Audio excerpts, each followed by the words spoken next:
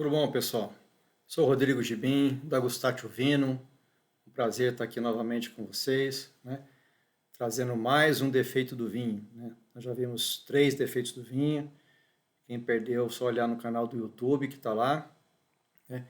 E hoje nós vamos falar sobre a acidez volátil, né? Um defeito um pouquinho menos conhecido do que os outros, mas, por outro lado, é muito fácil de identificar. Então a gente vai ver as causas, características, né, e principais e possíveis, né, correções, mas já adiantando que não tem correção, né? Dá para amenizar, mas corrigir não. Então, mais uma vez, né, esse slide está bem parecido com todas as outras aulas.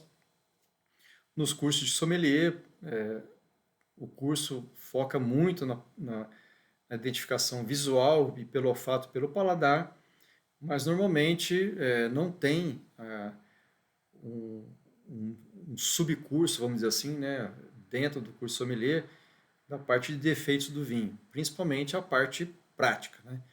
Você pegar um vinho defeituoso e estudar por que aquele vinho está defeituoso. Você vê a teoria, né, superficialmente, mas na prática você não vê. E aí, conforme a gente vai estudando, a gente vai identificando no passado, né? Caramba, eu já peguei um vinho com esse defeito, já peguei um vinho oxidado, já peguei um vinho reduzido, né? O Bolchonê eu ainda nunca peguei, né? Mas vamos ver. Futuro a Deus pertence, né? E aí eu resolvi estudar um pouco mais, né, para tentar esclarecer, né, essas causas, características, se tiver solução, né? Mas, como comentei, a acidez volátil, né, a bactéria Acetobacter SPP é a grande vilã, ela é a causadora da acidez volátil. E uma vez afetado o vinho, ele não tem salvação, infelizmente. Quais são as causas? Né? Proliferação de bactérias acéticas, Acetobacter spp, que produzem o ácido acético, que é aquele acetato de etila que está presente no vinagre. Então, a melhor maneira de você treinar e identificar acidez volátil, você vai na sua cozinha, se você utilizar vinagre, abre o vinagre e dá uma boa cheirada nele que você vai identificar na hora, né? E aí vai ficar mais fácil você treinar o seu nariz. E o vinho vai ter aquela sensação de vinho avinagrado. Falta de higiene, deixando equipamentos, tanques e tonéis contaminados. Então a falta de higiene, no modo geral, ela é a grande vilã de quase todos os defeitos do vinho. Eu acho, se não me engano, se todos, né? Eu não terminei de passar por todos os defeitos, né? Talvez tenha algum que não esteja linkado com a higiene. Mas a grande maioria é falta de higiene que gera os defeitos. Contato do ar com vinho ou mosto contaminado, né? Então, o vinho ou o mosto já tem que estar em contato com a bactéria tem que estar presente, e aí entrando em contato com o ar, a bactéria é um ser vivo, essa bactéria é aeróbica, né? Então ela precisa do oxigênio para sobreviver. Então, com a presença do oxigênio, ela vai se multiplicar, né? E aí vai gerar esses componentes do ácido, acético, dando esse odor avinagrado para o vinho. Causas ainda, né? Fermentação descontrolada, então, leveduras selvagens ou contaminantes produzem ácidos voláteis, né? E aí vem aquela briga de alguns enólogos, né? Ou a discussão, não seria uma briga, seria uma discussão até saudável, né? Da utilização de leveduras selvagens ou das leveduras industriais. Então a grande crítica que há com relação às leveduras selvagens é que são leveduras, né? São várias, talvez dezenas, talvez centenas, né?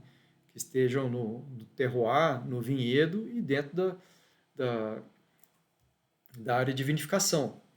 E essas leveduras, por você não saber o que está entrando na fermentação, você não tem um controle do resultado.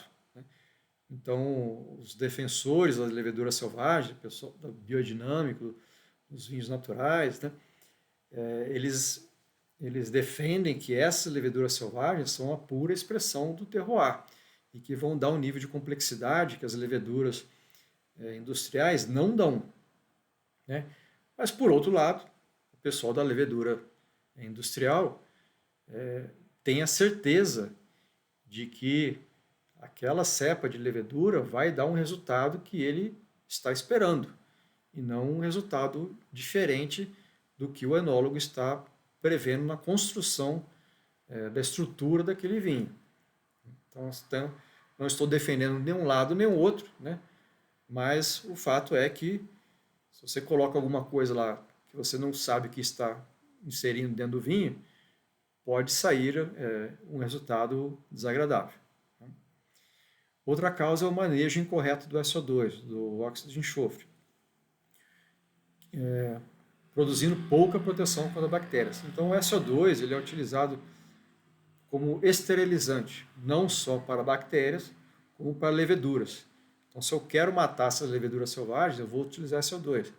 Se eu quero esterilizar um recipiente, eu vou utilizar o SO2. É para matar não só bactérias como as leveduras.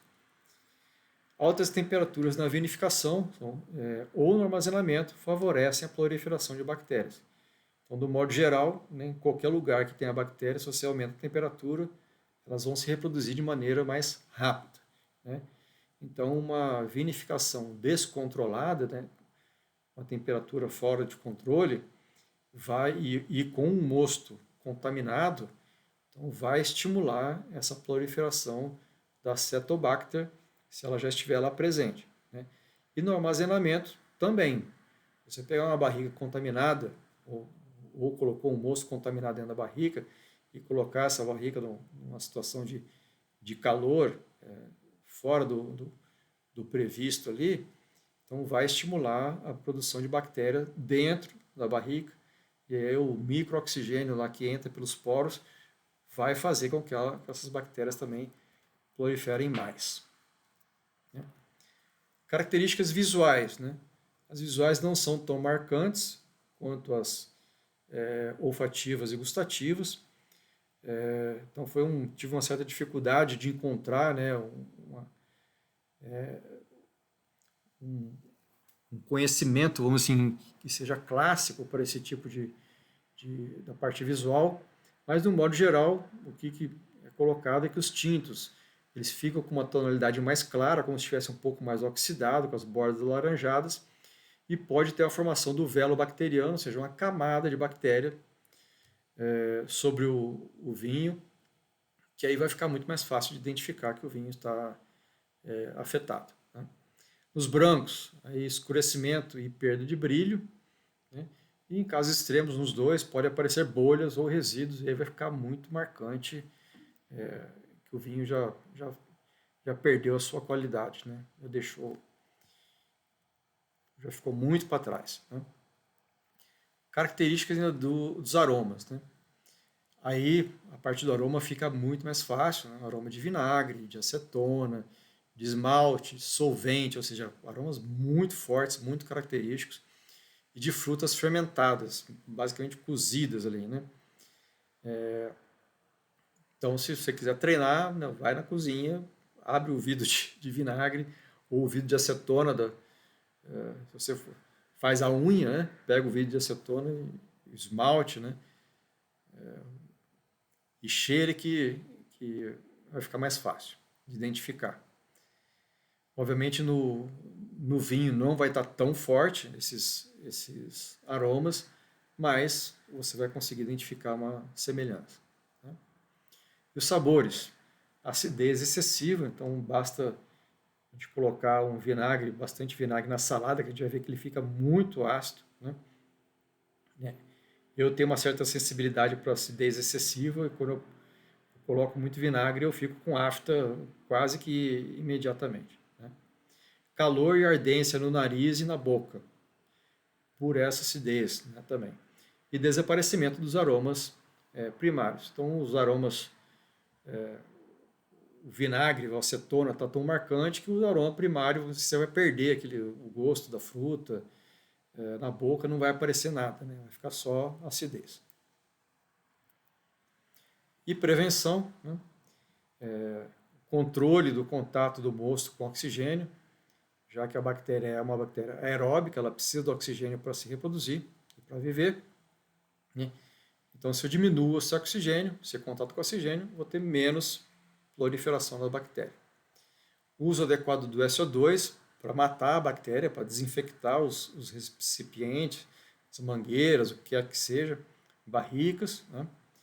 Temperaturas baixas na fermentação e no armazenamento, já que a temperatura alta propicia a proliferação da bactéria.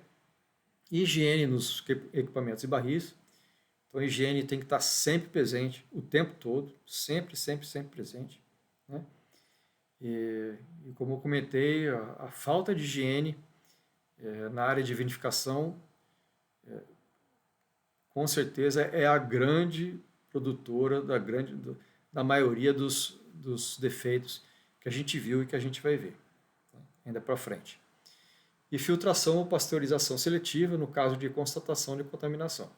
Então, durante o processo de vinificação são feitos testes no laboratório, estão lá, muitas vinícolas têm laboratórios bem especializados que fazem os controles, não só de acidez, de pH, de tudo, né? E se for constatado essa contaminação, pode uma tentativa, né, de prevenção é a filtração ou a pasteurização seletiva, só que com certeza vai ter uma perda, principalmente na parte dos aromas primários. E correção, não há, né, não tem correção, uma vez afetado o vinho, ele já está perdido, vamos dizer assim. Agora, se a contaminação for baixa, uma areação pode diminuir o odor do acetato de etilo, né? Mas o efeito permanece. Ele vai estar ácido, né? Ele pode, se for pouco, ele vai estar um pouco mais ácido. Então você pode até conseguir beber o vinho, mas ele não vai estar nas suas perfeitas condições jamais. E em níveis baixos e controlados, a acidez volátil pode dar vivacidade e complexidade ao vinho. Eu, sinceramente, nunca vi um vinho que esteja com uma acidez volátil controlada, né, que dê essa vivacidade, essa complexidade. Eu nunca vi nenhuma ficha técnica de vinho que o produtor diga lá que tem uma acidez volátil controlada. Eu acho que isso é tiro no pé. Se ele colocar que tem acidez volátil, ele vai ser taxado como um vinho ruim, né? Então, não vi. Vamos ver se um dia eu consigo perceber e que dê realmente essa complexidade, né? Nos níveis muito baixo. E aí, o que fazer, né? Mais uma vez, está no restaurante, chama o sommelier, pede para ele avaliar, se for constatado, ele vai trocar a garrafa, obviamente, né? Ou você escolhe um outro vinho, se não confiar mais nesse vinho, né? Se for a mesma safra. E se você comprou em uma bodega ou numa loja, então você fecha o vinho, põe a rolha novamente, né? E leva lá, porque se você deixar aberto, ele vai aerando e o grosso desse ácido acético ele pode evaporar, né? Essa acidez volátil, né? Ela é volátil porque ela evapora. E o pessoal pode não identificá-la na hora e não quer trocar o vinho para você. Eu tentando por bom senso, obviamente, um vinho de guarda dificilmente vai ter esse tipo de problema, porque ele é feito com uma qualidade muito mais, né, rigorosa, né? Mas sempre que constatar e for tentar trocar, né, ver o tempo da nota fiscal, de compra até onde você abriu, se for um tempo muito longo, o pessoal da loja pode dizer que você armazenou incorretamente, que num calor, né, e que produziu esse defeito por sua conta, vamos dizer assim, você foi o causador do problema, né? Não um vinho que já estava ruim. Então, pessoal, chegamos aqui ao nosso final. Eu sempre procuro colocar ali em torno de 10 slides, né? Para não ficar um negócio muito cansativo, muito longo. Se você gostou, dê seu like, né? Compartilha com os amigos. Esse vídeo vai estar no YouTube, né? E os slides eu estou colocando lá no Instagram, né? Esses slides aí da aula. E Se você gostou também, veja os outros vinhos, né? Os outros vinhos não, os outros vídeos, né? Tem mais 3 vídeos aí sobre o Beauchonnet, sobre oxidação e sobre redução, né? Que eu já coloquei. E me diga se você já encontrou um vinho com acidez volátil, né? Eu, sinceramente, estou curioso para provar. Eu vou fazer um curso de defeitos do vinho, que eu vou provar vinhos defeituosos, né, de propósito. E eu, sinceramente, estou ansioso especificamente por essa acidez volátil, né? E deixe sugestões, novos conteúdos, né? Estou aqui à disposição depois que a gente acabar essa bateria de defeitos do vinho, outros assuntos a gente pode colocar. Um grande abraço e saúde a todos.